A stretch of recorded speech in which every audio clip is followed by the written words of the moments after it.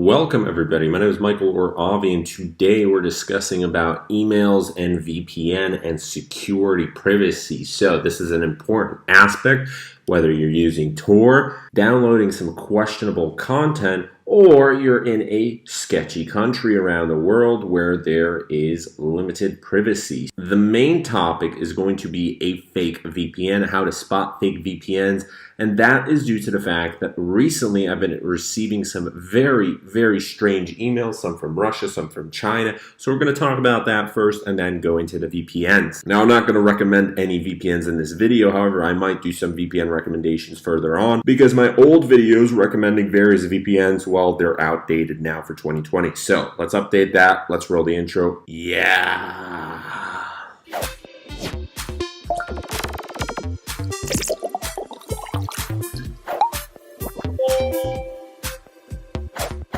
Unfortunately, I promised you guys in a live stream that I'd release the video straight after the live stream, and it's been 2 days. My files got corrupted, so I'm re-recording this video. At least the very first minute was fun. But before we get into it, I'm going to discuss about this in future videos and in future live streams. What do you think about a darknet, deep web video documentary movie? Something that resembles the length of the old guides that I posted. I was looking back at some of my old videos, and some of these guides were well over 1 hour long. But in the future, when I'd have a better camera and better audio equipment and a better setting, we could go multiple ways around it. But if we were to go full pro, maybe we'd have a little donation thing so we could get better equipment. Obviously, this is something for maybe a summer project or a winter project, so it's actually good, because I realized there's very few movies about the DNMs. And what documentaries there are already, I've watched them. Some of them are old and kind of outdated about the Silk Road, and those are still great. But we've had a lot of news happen over the past year, the past 2-3 years. Also, I'm going to make a video about Dream because I never did. So let's hop into VPNs and sketchy emails from Russian hackers maybe. Hi, this is Shirley. I'm from a Chinese influencer marketing company. So I'm getting a lot of them from Russia, but a few from China here and there. And the tricky bit is, if you're in crypto, just because they're from China or Russia doesn't really mean that much, because there's a lot of crypto projects coming from China,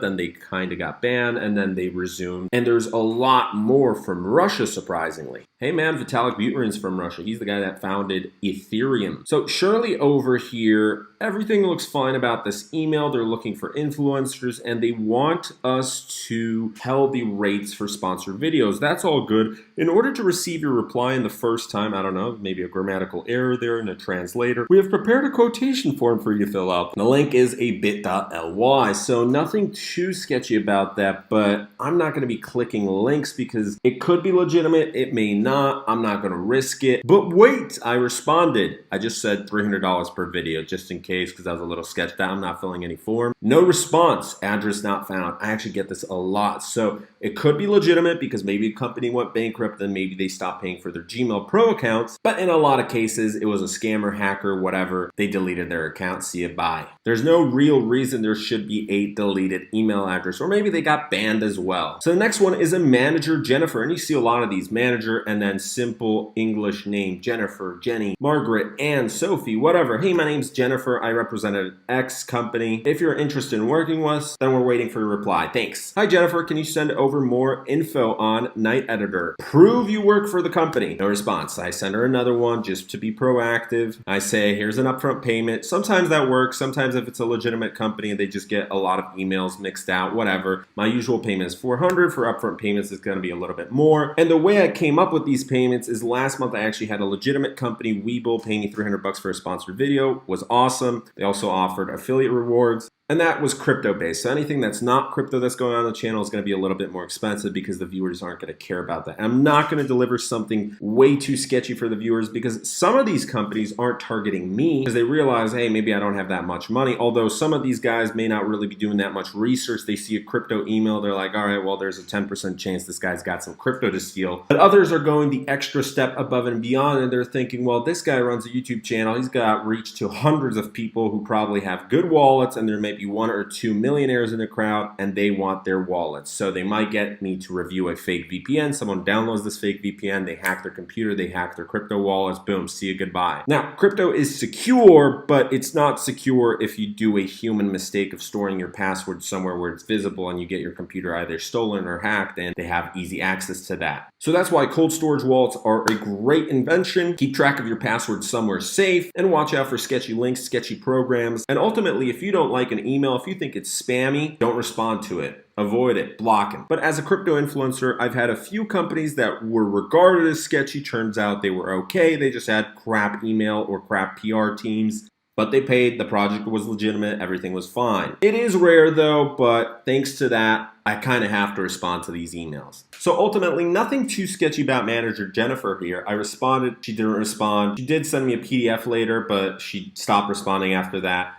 Now, with PDFs, you got to watch out. However, the next email we're going to discuss is exactly why we should avoid PDFs that are encrypted. And the reason I wanted to talk about Manager Jennifer is you're going to see a common template theme here. So here we have Samantha, who's offering to pay me $2,500 for 5 videos, $500 per each video. That's a lot. And there's a few of these emails that ring red flags when they're offering to pay you more than you would usually expect, or they want a few videos straight up front without even really knowing who you are. Now, why would they want to pay me $2,500? Maybe they're trying to steal my viewers' crypto so that $2,500 turns into a $10,000 profit for them. And this is something to do with clear storage, with data for Windows. It could be a virus, and then they send an encrypted PDF. I didn't want an encrypted PDF. I'm not opening that. They sent me a password, but unless you are 100% sure who it's coming from, you do not open that because you can't check if there's a virus inside, and there easily could be. So I contacted them via their WhatsApp, and their WhatsApp number, this one was from Latvia, where it's usually some Eastern European country. Could be sketchy and may not be. I contacted them and I said, hey, Samantha, listen, send me some screenshots about the project, send me some more info, just prove that this is a legitimate project and we can go further. But unfortunately, she sent me the exact same thing, so it could be a bot, and that's where we cut off communication after that. So yeah, they offered a payment of $200 to $1,000 for each video. That is a wide angle right there. And then they ended up offering $2,500, so that was a lot. Here we have another manager, Kate Manager, and they didn't even send the email to me. They BCC'd me in it. Hello, I'm a PR manager, Jennifer. The total budget for our project is $45,000. No normal company talks about their budget. The budget is quite small, so we're looking for smaller YouTubers with good statistics. If the price is about $350 to $2,500 per video, then we could probably buy 3 to 4 videos straight up from you. If the price is more than $2,500,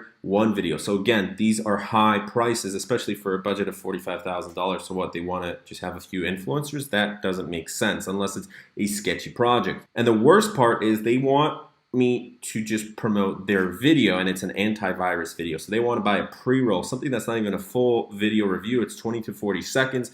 They provide the entire advertising script. It's like, what? No, I'm not going to deal with that. Told them to pay up front, didn't happen, probably a scam. Here's Vea. Hello, I represent a team of developers for a VPN service, and this was what got me thinking, well, maybe it might be a fake VPN. I know fake antiviruses, I know fake data clearing storages, whatever. There's services that help you restore your memory of your computer, clear out storage, but then they delete important files. So even if it's legitimate, but it's just a crappy program, I don't want to lose gigabytes of files that are important. So Vea's saying her advertising budget is $1,000. Please tell me what price will suit you. And they want a pre-video in 15 to 30 seconds. Again, doesn't make sense. And here, they don't offer to pay through crypto. So if they offer to pay through PayPal and they're not a legitimate corporation, they could just do like a refund scam. And then they got me to check out their website, which I decided, all right, well, let's check it out in a burner. And turns out the website didn't even load. So there's multiple of these websites that just don't load. I notified Vea. Vea responded the exact same copy-paste email, and that's when I knew it was a bot. I was like, all right, unknown developers is spelled wrong. And then you're saying, well, just in case you get a virus notification, just ignore that and launch the product. Doesn't make sense for me to download something unless I get information about it first. And again, not the first time I got that. Alexandra says she's got this company. This website didn't work. Please let me know when you'll be on your PC. I'll provide the instructions for special preparation for your checking in on our advertising. It's secure and official, and also to get you to the access to various templates. So bad grammatical errors, it's not secure, and there's no reason we shouldn't get everything done through email or even worst case scenario, WhatsApp. So I shouldn't be downloading anything. I shouldn't be logging in. And why does she want to know when I'm on my PC? She's trying to get access to it. So no response there. And before we get to fake VPNs, we got 10 common VPN scams in 2020. So VPN scam number 1, the promise of a free VPN. Free VPNs have been known to inject malware, direct you to advertisements, and not actually encrypt your data. You can't trust them, and I always said that in previous videos. Watch out for free VPNs and free proxy addresses. Doesn't work. And don't cheap out on it, especially if you're doing something illegitimate. Watch out for fake VPNs, so we're going to discuss about that. VPN reviews on Apple and Android app stores have been known to be fake. And this one, BetterNet, had 12.2 thousand users that were clueless that it was one of the worst VPNs out there thanks to the ratings, and the ratings were all fake. So BetterNet was guilty of all of this, logging user data and selling it to third parties, leaking user IP addresses, not being transparent on user encryption, and lying that it does not collect, log, or store or share any user information. A lot of VPNs, you got to take this with a grain of salt. We don't log any user data. So there was a lot of VPN scandals that, hey, the FBI came in, they wanted info, they got the info. Don't rely on false promises of anonymity. Direct your attention to transparency, trust, ease of use, performance, and reliability in VPNs. There's unsubstantiated claims in a lot of VPNs. So watch out about any VPN that promises to be the fastest, because there's a lot of VPNs that suck, and unfortunately, even if you have a fast internet connection, you can't load anything, and there is no point to have such a VPN, especially if you're paying a lot of money for it. It's a sneaky marketing tactic. So VPNs with questionable pricing, there was 200 users that fell for this mobile protection, mobile app, whatever thing. I was paying for $400 a month. The app claimed to charge users 99 pennies a week for the premium service, among many other major lies. So that's already too expensive right there. It's weird for crappy app. So 50,000 people downloaded the service, and most legitimate VPN services will cost you anywhere between $40 and $99 per year. So a lot of VPN websites have secure websites, and you can check that easily by going over here. It's locked, HTTPS, great. But if it's just HTTP, well, it's not secure. How can you trust a VPN that doesn't even have a secured website? Incompetent right there. All right, so you got to watch out for VPNs that offer lifetime subscriptions, because any internet company that says, all right, our service is going to have lifetime support, it's probably going to be worth max a few years at best, probably a few months. So this guy used a example here that there was Windscribe VPN. The original price was $900, and the lifetime subscription was $49. So the price is so low that there's got to be a catch, and there was. So after a few months, they immediately downgrade your speeds and bandwidth once you've passed the available refund date, and that happens with a lot of unlimited internet service companies. So they say it's unlimited, you're paying an extra premium fee, and then after even a few days, I've had this happen, they just throttle your internet. It's not worth it, and that happens with ISPs a lot as well. So screw Comcast. VPN review websites that promote their own service, I mean, that's, well, you should already watch out for any product or service that's being reviewed by the own company and it's just being thrown out there constantly, and the website's really bad. So any website or any YouTuber or anybody out there that is just trying to sell you on something without educating you about it first, you got to stop. VPNs that require too much private info. So if you're giving your address, email, social security, all that stuff, see you, goodbye. It's supposed to be anonymous. And now on to the juice of the video, spotting a fake VPN. Why it's dangerous and how to stop them. What exactly is a fake VPN? When it comes to the world of internet and virtual private networks, it can get really tricky knowing what is generally going to keep you secure and what's a total hoax designed to make money or steal your data. It's important to be able to spot and determine if it's a fake VPN. So what exactly is a fake VPN? Is any VPN software whose primary purpose is to steal data or track users without the knowledge and consent of the users themselves. To be completely honest, it's very difficult to verify whether or not a VPN is legitimate or fake. While free VPNs are an easy target, studies have shown that almost a third of the top paid VPNs are owned by China. Now, does that mean that you're going to have all your info stolen? No, but just because a government owns VPNs and a lot of companies like TikTok, you should be careful because you don't have full 100% anonymity. So that was a big security risk out there.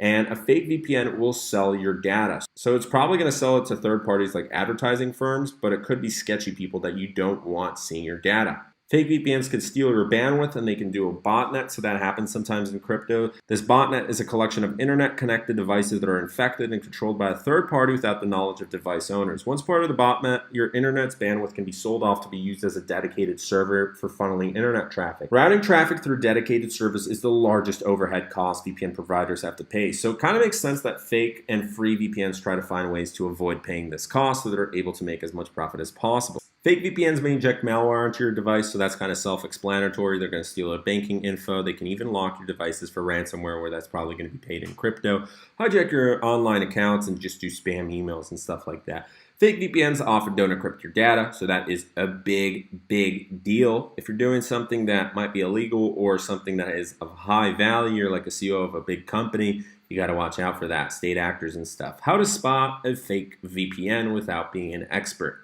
Is the VPN provider transparent? So you should look out for how long has the company been in business? Where are they based? Where can you read reviews? What kind of VPN encryptions do they use? Fake VPNs often don't list that. Pro tip, compare the page about the VPN you're using to a higher level VPN that you're probably familiar with, like ExpressVPN. Whichever VPN you choose that has a lot of reviews and has been around for many years, just compare the websites, and if it's really, really crappy, this other new website that you're looking at, avoid that VPN. Can you trust the claim we do not log user data? You can't trust that with any company. That's the short answer. Does the VPN have multiple customer support channels? Quality VPNs have quality customer support, so FAQ pages, instant chat support, quick turnaround times for email support, active community forum, and even phone numbers that you can call.